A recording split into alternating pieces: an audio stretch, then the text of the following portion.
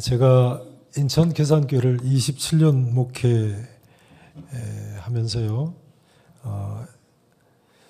글쎄요, 1년 먼저 은퇴하고 지금 2년째 됐는데요, 해마다 송구영신 예배 시간이 되면 촛불 예배로 드렸습니다. 한밀교회는 작년 12월 31일 송구영신 예배 어떻게 드리셨는지 모르겠습니다만 촛불 예배를 드리는데요, 그 촛불을 돌아가면서 이렇게 점화하는 시간에 저는 이 시편 23편 말씀을 거의 매 봉독을 했습니다. 왜 그랬겠습니까? 시편 23편 말씀은 그 정도로 중요한 하나님 말씀이고요, 또 송구영신 예배 시간이니까요, 지난 한 해를 돌이켜보며 시편 23편의 다윗처럼 하나님께 감사하자는 이야기 아니겠습니까? 또 다윗처럼 새해를 하나님께 감사하면서 출발하자는 이야기 아니겠습니까? 2025년 한 해를 지내시고 또 새해를 시작하셨는데 여러분 지난 한 해 얼마나 감사하시면서 지내셨습니까? 또 새해는 얼마나 감사하시면서 출발하셨습니까? 아니 그동안 지나온 세월 얼마나 감사하시면서 지내오셨고 또 남은 날 또한 얼마나 감사하시면서 사실 작정이십니까, 여러분? 시편 23편의 다윗과 같은 감사의 고백은요, 아무나 할 수 있는 것이 아니라고 합니다. 이런 감사의 고백은 고난을 경험해 본 사람만이 할 수 있다고 합니다. 사망의 음침한 골짜기를 다녀본 사람, 원수의 목전을 경험해 본 사람, 특히 그런 극한 고난 중에서도 하나님의 은혜를 체험해 본 사람만 이처럼 고백할 수 있다는 거예요. 여호와는 나의 목자시니 내게 부족함이 없으리로다. 그런데요, 여기 내게 부족함이 없으리로다 해서 없으리로다라는 단어는요, 히브리어 문법상 imperfect형, 미완료형이라고 해서요, 아직 완료되지 않은 상태를 가리키는 표현입니다. 그러니까 이런 뜻이 됩니다. 여호와는 나의 목자시니 내게 지금까지도 부족함이 없었고 앞으로도 부족함이 없으리로다, 이런 의미예요. 여러분 과연 이렇게 생각하십니까? 여호와는 나의 목자시니 내게 지금까지도 부족함이 없었고 앞으로도 부족함이 없으리로다. 그런데요, 생각해보면 사실 다윗이라는 사람 일평생 얼마나 많은 고난이 있었습니까? 어려서부터 대장군 골리앗하고 목숨 걸고 1대1로 대결을 해야 됐던 사람인데요, 젊어서는 장인인 사울왕이 자기를 죽이려고 해서 10년 이상을 광야에서 피해 살아야 됐는데요, 이처럼 왕되기 이전에는 물론이요, 왕이 된 후는 어땠습니까? 심지어 자기 몸에서 난 아들 압살롬이죠. 압살롬이 반역을 일으켜서 아버지를 죽이려고 해서 얼마나 다급했으면 다윗이 맨발로 울면서 피신했다고 나와 있겠습니까? 신발도 못 신고 말이지. 다윗은 문자 그대로 사망의 음침한 골짜기를 다닌 사람이고 원수의 목전에 처했던 사람인 거예요. 그러나 그럼에도 불구하고 다윗은 여호와는 나의 목자시니 내게 지금까지도 어땠다고요? 부족함이 없었다고요. 앞으로도 어떨 거라고요? 부족함이 없을 것이라고요. 한마디로 다윗은 어떤 사람입니까? 한마디로 믿음이 좋은 사람인 것입니다. 믿음이 좋은 사람. 이런 고백은요, 고난 가운데서 비록 고난이 있다고 할지라도 야, 하나님 분명히 살아계시구나, 맞다, 하나님께서 분명히 남에게를 도와주시는구나, 이런 체험이 있는 믿음의 용사만이 할 수 있는 신앙 고백인 것입니다, 여러분. 바라는 이 시간 이 자리에 나오신 모든 한밀교회 성도님들께서요, 다윗과 같은 믿음의 용사가 되시기를 바랍니다. 그래서 여호와는 나의 목자시다, 내게 지금까지도 부족함이 없었고 앞으로도 부족함이 없으리로다는 고백을 드리실 수 있기를 진심으로 축원하겠습니다. 양이 우리를 떠나서 푸른 풀밭 쉴 만한 물가에 도달하기까지는요, 거리가 있고 시간이 있습니다. 틀림없죠. 거리가 있고 시간이 필요하죠. 또 동시에 목자의 입장에서는요, 그 사이 과정, 양들을 어디로 어떻게 인도해 푸른 초장 쉴 만한 물가로 인도할지 목표가 있고 계획이 있겠죠. 그러니까 그 과정 동안에는 고통스러운 기간이 있을 수가 있는 것입니다. 모든 양들은 자기가 지금 가는 목적지가 얼마나 좋은 곳인지 사실은 모릅니다. 그리고 조금만 시장하고 목이 마르면 자기 생각에 조금만 그저 괜찮은 풀이 보인다거나 괜찮은 물이 보이면 도중에 자기 원하는 길로 마음대로 가려고 합니다. 그 길로 가면 어떻게 돼요? 마침내는 굶주리고 마침내는 길 잃고 방황하고 심지어 목숨을 잃게 되는데도 말이죠. 양은요, 독특하게 가축 중에 주인 곁을 떠나면 길을 잃고 마침내는 죽는다고 그럽니다. 염소는 주인 곁 떠나도 들염소로 잘 살아갑니다. 뭐 개나 고양이도 주인 곁 떠나도 들개로 살고 들고양이로 살아가죠. 말이나 돼지도 다 밖에서 잘 살아갑니다. 소들 알프스 높은 산에 보면 방목하지 않습니까? 근데 양만은 주인 곁을 떠나면 길 잃고 방황하다가 맹수의 밥이 되거나 절벽에 떨어져서 죽는다는 거예요. 그렇습니다.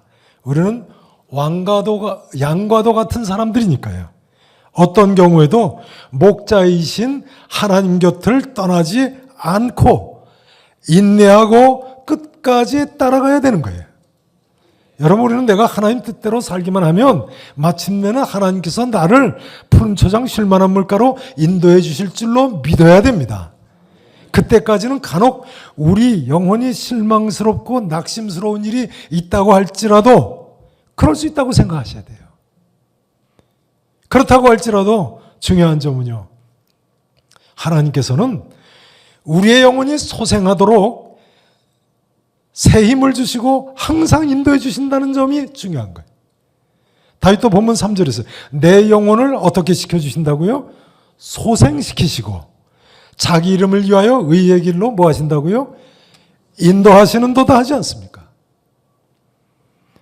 이 구절도요, 히브리어 문법상 imperfect, 미완료형으로 되어 있어요. 아직 완료되지 않은 상태를 나타내요. 그러니까 내 영혼을 지금까지도 소생시키셨고 앞으로도 소생시키시리로다 이렇게 되어 있어요. 자기 이름을 위하여 지금까지도 의의 길로 인도하셨고 앞으로도 의의 길로 인도하시리로다 미완료형으로 되어 있어요. 그러니까 하나님께서는요, 저를 좀 보세요. 양들을 번쩍 들어서 어느 한순간에 푸른 초장 쉴 만한 물가로 옮겨놓으신 분이 아닌 거예요. 서로 힘들고 어려운 길이 있다고 할지라도 한 걸음 한 걸음씩 먼저는 우리의 영혼을 소생시키시고 먼저 우리의 영혼을 어떻게 하신다고요? 소생시켜 주세요. 그 다음 원하시는 목적지로 마침내는 인도해 가시는 분이 우리 하나님이십니다. 이런 이야기가 되겠습니다. 그동안요, 그토록 기도했어도 아직까지도 힘든 기도 제목이 내게 남아있다고 생각되십니까? 그렇다고 하실지라도 하나님께서 마침내는 푸른 풀밭 쉴 만한 물가로 나를 인도해 주실 줄로 믿으시기를 축원합니다. 물론 시편 23편에 내게 부족함이 없으리로다 하는 고백은 물질적인 차원, 어떤 환경이나 여건만을 이야기하는 것이 아닙니다. 영적인 경우까지 포함합니다. 어떤 경우까지 포함한다고요? 영적인 경우까지요. 여러분, 그동안 내 삶의 여정 가운데요, 나의 영육간의 모든 필요를 채워주신 하나님께, 또 나의 영육간의 모든 필요를 채워주실 하나님께 말이죠. 시편 23편의 다윗처럼 믿음으로 감사하시면서 새해를 맞이하시기를 축원합니다. 미국 시카고에 돈을 벌기 위해서 그림을 그리는 젊은 화가인 워너 셀먼이라는 젊은이가 있었습니다. 1917년에 25살 때 교회 찬양대에서 만난 한 자매하고 결혼을 했는데요. 결혼하고 얼마 되지 않았는데 몸이 이상해서 병원을 갔더니 의사 선생님이 검진을 하더니 뭐라고 하느냐 하면요, 당신은 임파선 결핵이라서 길어야 3개월밖에 못 산다고 하더랍니다. 그때만 해도 임파선 결핵이 그렇게 무서웠던 것 같아요. 3개월밖에 못 산다는 시한부 선고를 받고 워너 셀먼 청년이 절망을 했습니다. 게다가 당시 아내가 임신 중이었다고 합니다. 밤잠을 자지 못하고 셀먼이 괴로워했습니다. 근데 당시 유명한 가수였던 그 아내가 셀먼을 위로하면서 이렇게 이야기를 하더라는 거예요. 여보, 3개월밖에 못 산다고 생각하지 말고 하나님이 3개월이나 내게 더 허락하셨다고 생각하고 우리 한번 감사하며 살아갑시다. 아무도 원망하지 맙시다. 3개월이 얼마나 우리에게서 귀중합니까? 천금 같은 이 기간을 우리 한번 가장 아름답게 살아봅시다. 그러더라는 거예요. 셀먼이 아내의 이 말을 듣고는 더는 원망하거나 불평을 하지 않고 남은 3개월 동안 오직 감사하며 살아야 되겠다고 결심을 했습니다. 그리고는 작은 일에도 감사를 하면서 화가니까요. 자기의 남은 날 그릴 마지막 작품이라고 생각하면서 예수님의 얼굴을 그리기 시작했다고 합니다. 그런데 이때 기적이 일어났습니다. 3개월이 지났는데도 몸이 더 오히려 건강해지는 것 같이 느껴지더라는 거예요. 그래서 병원에 다시 가서 진단을 했더니 의사 주치의인 존 헨리라는 분이 깜짝 놀라면서 아니 그동안 3개월 동안 무슨 약을 잡수셨길래 이렇게 깨끗이 나았느냐고 그러더라는 거예요. 역시 별로 잘 안 놀라시네요. 셀먼이 그랬다고 그래요. 다른 약을 먹은 건 없고 굳이 약이라고 한다면 아내가 주는 감사의 약을 좀 먹었을 뿐입니다. 여러분 아십니까? 이 워너 셀먼이 그린 그림이요. 역사상 가장 많이 알려진 예수님의 초상화입니다. 전면 스크린 사진을 좀 보시죠. 바로 이 초상화입니다. 예수님의 머리, 헤드 오브 크라이스트라는 이 유명한 그림을 틀림없이 보신 적이 있으실 겁니다. 워너 셀먼이 그린 그림입니다. 그 다음 사진 보시죠. 역시 워너 셀먼이 그린 그림, 마음문 앞에 서신 그리스도입니다. 마음문 앞에 서신 그리스도는 그 이전에도 많은 분들이 그리셨습니다만 예수님 얼굴 보면 셀먼이 그린 그림이죠. 그 다음도 보시죠. 보신 적 있으실 겁니다. 겟세마네 동산의 그리스도입니다. 자, 다른 그림은 조금 더 이따 보시겠습니다. 그 다음 보세요. 워너 셀먼의 모습입니다. 셀먼은 1968년 76세를 일기로 돌아가셨는데요. 이렇게 그린 예수님 초상화는 오늘날까지 수십억 장 이상이 팔려서요. 1994년 뉴욕타임즈지는 워너 셀먼을 금세기의 가장 잘 알려진 예술가로 선정을 했어요. 요즘은 잘 이 사실을 모르시는 분이 많겠습니다만 금세기, 그러니까 20세기에 가장 잘 알려진 예술가라는 거예요. 대단하죠. 하나님 역사죠. 여러분, 우리 하나님은요, 욥기 5장 9절 말씀대로 헤아릴 수 없이 큰 일을 행하시며 기이한 일을 셀 수 없이 행하시는 분들로 믿으시기를 축원합니다. 여러분, 어떤 경우에도 믿음으로 범사에 감사하시면서 사시기를 바랍니다. 자, 좌우에 계신 분들 한번 인사 나누시죠. 이렇게 인사 나누세요. 감사하면서 합시다. 자, 또 앞뒤에 계신 분들도 인사 나누세요. 감사하면서 합시다. 이제 우리는 다윗이 오늘 본문에서요, 내게 부족함이 없으리로다 라고 고백하지 내가 풍족하리로다 이렇게 고백하지 않는다는 점을 눈여겨봐야 되겠습니다. 다윗은 지금 하나님께서요, 내게 풍족하게 넉넉하게 주실 때 여호와는 나의 목자시라고 고백하는 것이 아닙니다. 내게 필요한 것을 채워주실 때 나의 목자시라고 고백하고 있는 거예요. 사실 우리 하나님께서는요, 우리가 원하는 만큼 풍족하게 주시는 분이 아니라 필요한 만큼 주시는 분이세요. 공감하십니까? 광야에서 만나도 하나님께서 매일 아침 주시지 않으셨습니까? 안식일을 앞두고는 이틀분 분량을 주셨으니까요. 그러니까 필요한 만큼만 주시는 분이세요. 하나님께서는 광야의 이스라엘 백성들만 그렇게 대접하셨겠습니까? 그럴 리가 있습니까? 모든 사람을 공평하게 대하시는 하나님이신데요. 우리 하나님께서는요, 내가 원하는 것을 전부 무조건 다 주시는 하나님이 아니세요. 이제 중요한 점은요, 하나님께서는 우리를 사랑하시는 전능하신 하나님 아니십니까? 그러니까요, 사실을 말씀드리자면 나의 필요를 나보다도 더 잘 아시는 분이 우리 하나님이세요. 믿으십니까? 그렇습니다. 오늘 다윗의 이 고백은요, 나의 필요를 나보다도 더 잘 아시는 하나님께서 언제나 적절하게 나를 채워주신다는 그런 고백인 거예요. 우리는 같은 경우를 군대에 입대한 경우를 예로 들고 있습니다. 군대에 가면 고된 훈련을 받죠. 그 훈련은 우리가 원치 않을지라도 우리에게 필요하기 때문에 주어지는 겁니다. 훈련 중에 땀 한 방울이 전쟁 때 피 한 방울 대신한다고 하지 않습니까? 그러니까 고통스러운 훈련은 군인들에게 있어서는 꼭 필요한 거죠. 내게 부족함이 없다는 말씀은 바로 이런 차원에서도 진리인 거예요. 여호와는 나의 목자시니 내게 부족함이 없으리로다. 진주는 조개 안에서 만들어지죠. 어쩌다 조개 몸속에 들어온 모래알이 조개 살 속에 박혀서 고통을 줍니다. 그러나 그때 조개는 영어로 네커라고 해서 진주층이라는 생명의 즙을 내고 또 내고, 그래서 모래알 주변을 덮어 싸고 또 싸고 또 싸고 해서 수년 후에는 큰 값진 진주가 만들어진다는 거예요. 그래서 진주를 고통과 인내로 만들어지는 보석이라고 부른다고 합니다. 고통과 인내로 만들어지는 보석.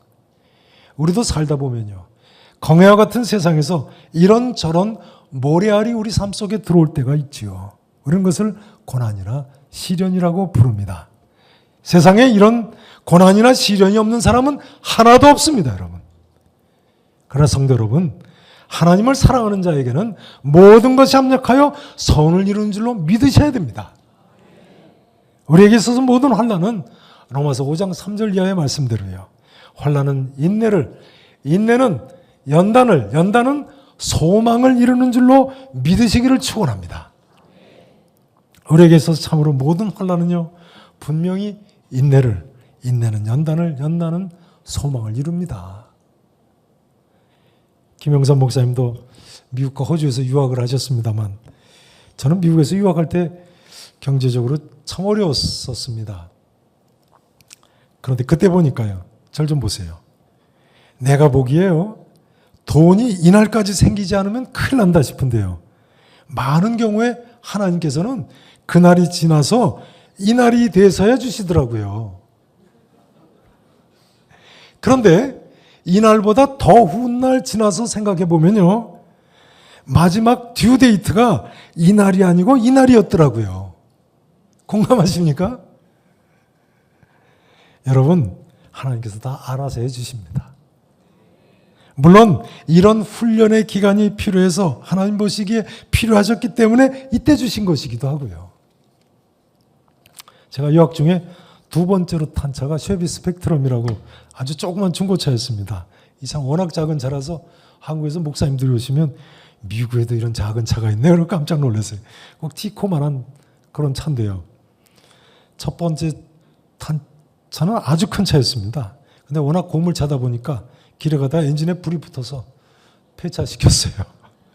근데 두 번째 탄 차는 이제 쉐비 15래죠. 대우 15래 아닙니까? 근데 그 차를 저희 가정에서는 기도로 가는 차라고 불렀습니다. 자동차 뭘로 가죠? 기름으로 가죠. 근데 이 차는 기름만 가지고는 못 가요. 기도를 해야 갑니다. 당시에 600불, 그러니까 당시 1달러에 800원 할 때인데요. 600불이니까 50만 원 주고 산 차예요. 싼 차다 보니까 가끔 서요. 뭐 사실 돈 주고 산 차도 아니고 같이 유학하던 후배 목사가 시카고로 올라가면서 그 낡은 차 한 대를 공짜로 줘가지고 제가 감사하다고 600불 드린 거죠. 근데 몇 년 타니까 이제 서기 시작하는데, 하여간 그 차 때문에 얼마나 기도를 많이 했는지 모릅니다. 저희 큰딸은 그때 유치원 다닐 때인데요, 한동안 아침 식사 기도하라고 시키면 첫 번째 하는 기도가 하나님 오늘도 자동차가 서지 않게 해주세요. 제가 저희 집사람한테 쓸데없는 거 애한테 가르쳐가지고 그런다고 그러는데 저희 집사람 워낙 차가 고장나면 곤란하니까 이제 합신기도 한다고 유치원 다니는 딸한테도 가르친 거예요.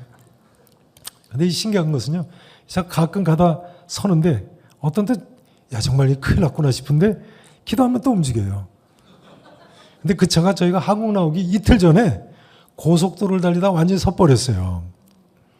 그때 고속도로 달리다 쓰면은 참 위험할 때입니다. 지금같이 뭐 핸드폰이 있는 것도 아니고 쓰면 뭐 그런 차만 털러 다니는 무슨 뭐 갱단이 있다고 그러고 그랬었어요. 동네에 또 마을이 없는 동네가 많으니까요. 넓은 나라라서.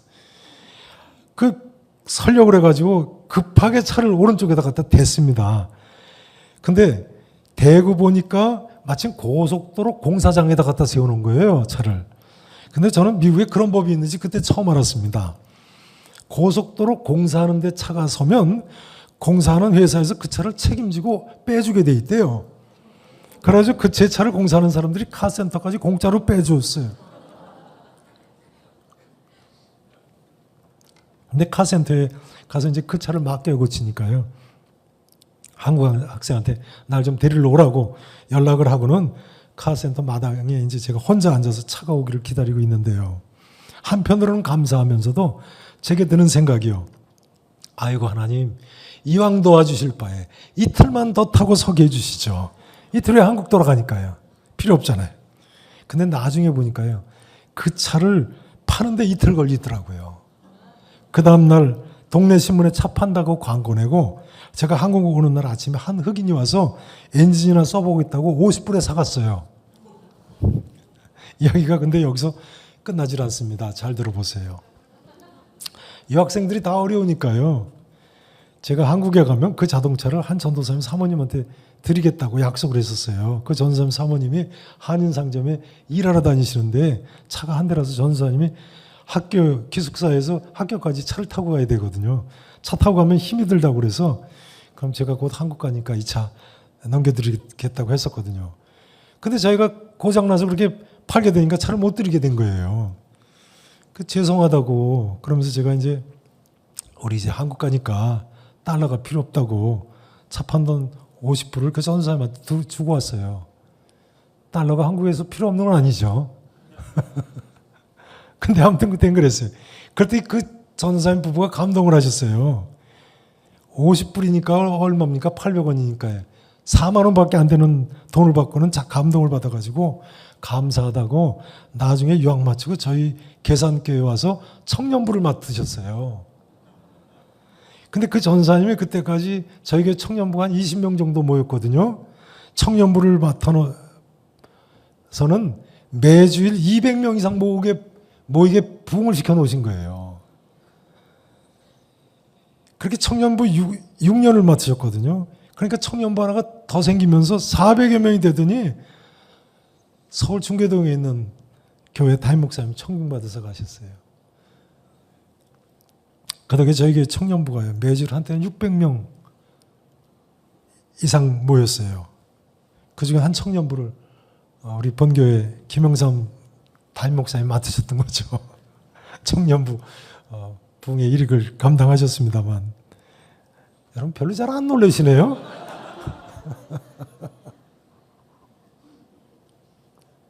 요즘 코로나19 지나면서 또 자녀들 안 낳으셔가지고 숫자가 좀 줄었습니다만 하나님의 역사죠. 여러분 제가 이 시간 말씀드리고 싶은 말씀은요. 어떤 경우를 만나셨다고 할지라도 근심 걱정 염려하지 마시고 믿음으로 사시기 바랍니다. 하나님을 사랑하는 자는 모든 것이 합력한 선을 이룬다니까요. 제가 그 고물 자동차를 타고 그 자동차 길에 서서 엔진에 불이 붙고 길에 서 있을 때 그 덕에 제가 이 다음에 목회할 교회가 부흥되게 될지 어떻게 알았겠습니까? 미국 사람들 옆에서 고급 스포츠카 타고 다니는데 수억 원씩 하는 그 비싼 차 옆에 예수 믿는 나는 차가 길에 고장나서 서 있다, 목사가. 그 심정이 어떻겠습니까? 그러나 다시 한번 강조드립니다. 하나님을 사랑하시기만 하면 모든 것이 합력의 선을 이룹니다. 성도 여러분, 하나님을 사랑하십니까? 하나님을 사랑하십니까? 나무개가 하나님을 사랑한지는 세상 아무도 몰라도 나하고 주님만은 압니다. 요한복음 20장에서 베드로가 고백한 대로요. 주께서는 모든 것을 아시오매 내가 주를 사랑한 줄 주께서 아시나이다. 이 시간 하나님을 사랑한다고 고백하시고 모든 것이 합력하여 선을 이룰 줄로 믿으시고 믿음으로 하늘을 시작하시기 바랍니다. 아무튼 그래서요, 저는요, 우리 계산교회 목회할 때 교인분들한테 그렇게 여러 차례 말씀드렸습니다. 여러분, 특별히 경제적인 고난이 임하실 때는 하나님 살아계신 것을 알 수 있는 좋은 기회라고요. 이건 제 경험에서 우러나온 이야기였습니다. 제가 계산교회 27년 목회하는 동안 IMF도 있지 않았습니까? 세계적인 경제공황이 여러 차례 있었어요. 제 경험에서 우러나온 말이에요. 요즘 전 세계가 전쟁으로 살얼음판 걷는 것 같죠. 앞으로 세상이 어떻게 변할지 말이죠. 또 우리나라 경제는 뭐 중국이 기술 앞서가서 뭐 한국이 중국 기술 따로 앞설 수는 없을 것 같아요. 양자역학이니 뭐니 얼마나 염려들 많이 하시지 않습니까? 게다가 작년 날씨 보니까요. 뭐 지구온난화가 대재앙이 될 거라는 주장이 헛된 이야기가 아닌 것 같습니다. 올여름은 얼마나 또 더울지 모르겠습니다. 생각해보면 우리에게 참 걱정거리가 많습니다. 또 개인적으로 남다른 어려운 기도 제목이 있으실 수도 있겠습니다. 그렇다고 하실지라도요. 지금이 오히려 하나님 살아계신 것을 목격할 좋은 기회인 줄로 믿으시기를 바랍니다. 특별 새벽기도의 기간 중인데요. 믿음으로 걱정거리 다 하나님께 맡기시고 기도하시기 바랍니다. 여러분 아시죠? 인내하고 기다리며 기도하는 것이 바로 믿음의 한 특징입니다. 인내하고 기다리며 기도하는. 믿음이 있는 성도는요, 어떤 경우에도 낙심하지 않고 인내하며 기도합니다. 혹시 내게 이해하지 못할 어려운 일이 좀 생겼다고 할지라도 믿음으로 이렇게 생각하셔야 돼요. 하나님께서 이번에는 나를 어떻게 도와주실는가? 따라서 한번 하실까요? 죄송합니다. 하나님께서 이번에는 나를 어떻게 도와주실는가? 그렇게 생각하셔야 돼요. 이 자리에 계신 우리 한밀교회 성도님들, 다윗과 같은 좋은 믿음으로요, 꼭 승리의 삶을 사시기를 진심으로 축원하겠습니다. 저기 계시면 한번 또 이렇게 인사들 나누시죠. 믿음으로 삽시다. 네.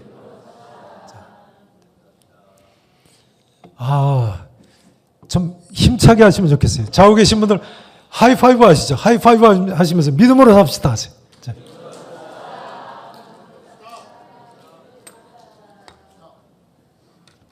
이제 정말 중요한 한 가지가 더 남았습니다. 요한복음 10장에 보면요, 예수님께서 나는 선한 목자라고 가르치셨다는 점입니다. 예수님께서는 요한복음 10장 11절에서도 나는 선한 목자라고 하셨고요. 요한복음 10장 14절에서도 나는 선한 목자라고 거듭 강조하셨습니다. 그런데 오늘 본문에 보면 다윗은 누가 나의 목자시라고 고백했죠? 여호와 하나님은 나의 목자시라고 고백하지 않았습니까? 그런데요, 다윗이 세상 떠난 지 한 1000년쯤 지난 후에 같은 유대 땅에 예수라는 젊은이가 나타나더니 내가 선한 목자다. 다른 사람은 다 사꾼이요 절도며 강도라고 주장을 하는 거예요. 당시 유대인들이 이게 뭐지 했을 겁니다. 그 정도가 아니라 저 사람 미친 사람이구나. 신성모독이다. 귀신 들린 사람임에 틀림없다. 심지어 귀신의 왕 바알세불 들렸다고 하지 않습니까? 아니 여호와 하나님이 목자신데 어떻게 자기가 목자라고 하냐. 신성모독죄니까요. 돌로 쳐서 죽여야 된다고 생각했을 거예요. 틀림없이. 십자가에 못 박아 저주 받은 자로서 나무에 매달아 죽여야 된다고 확신했을 거예요. 예수님께서는요, 그러면 왜 여호와 하나님이 선한 목자신데 내가 선한 목자라고 말씀하신 겁니까? 예수님은 삼위일체 하나님이시기 때문에 그렇습니다. 믿으십니까? 믿으실 수 있기를 축원합니다. 우리가 믿는 예수님은 삼일체 하나님이신 분이세요.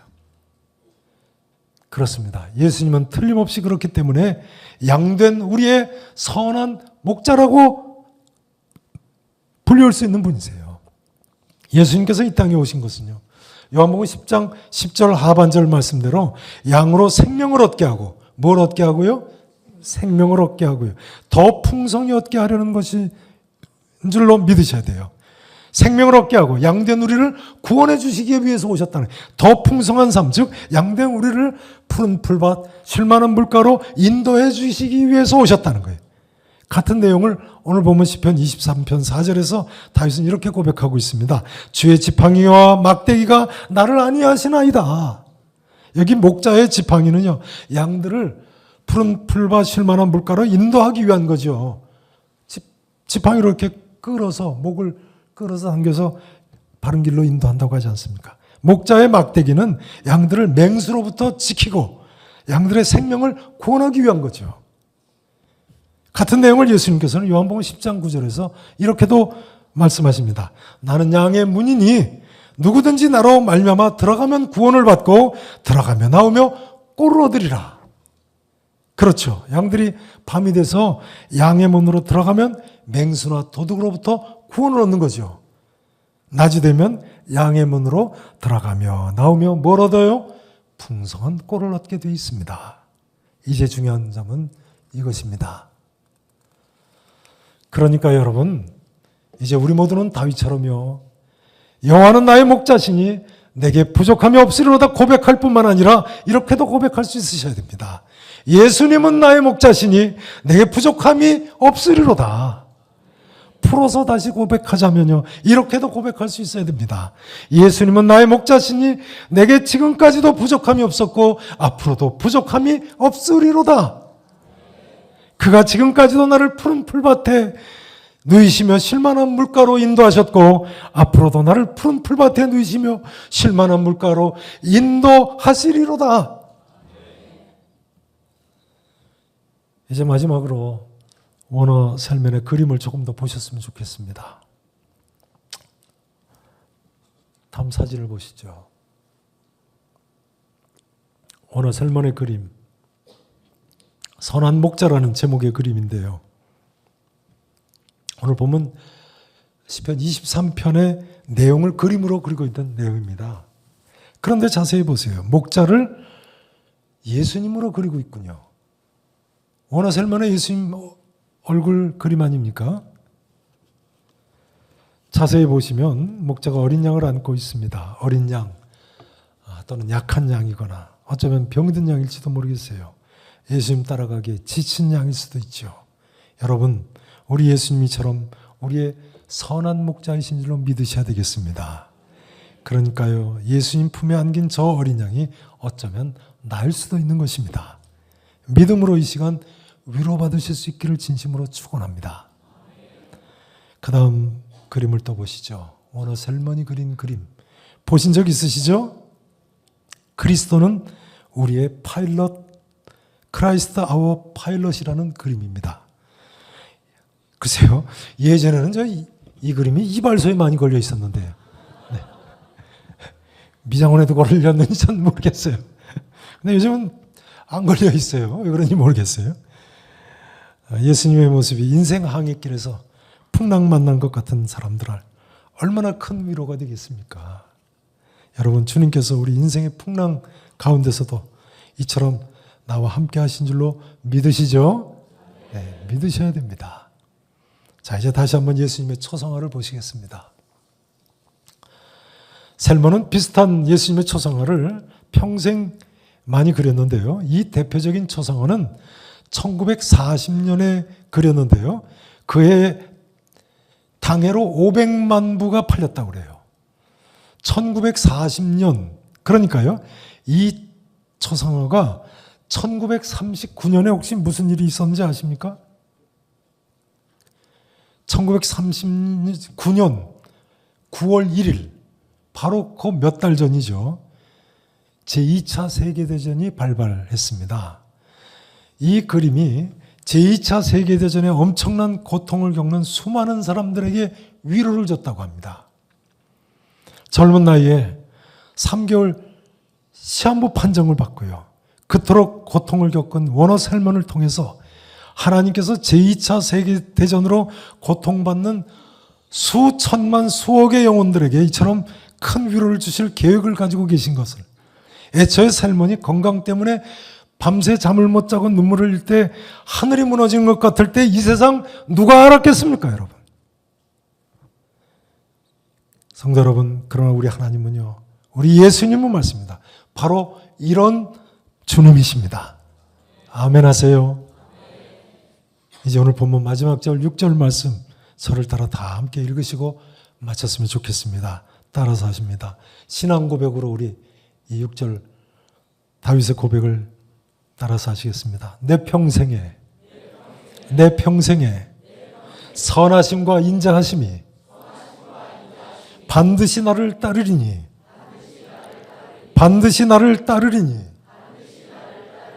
내가 여호와의 집에 영원히 살리로다. 믿으십니까? 아멘.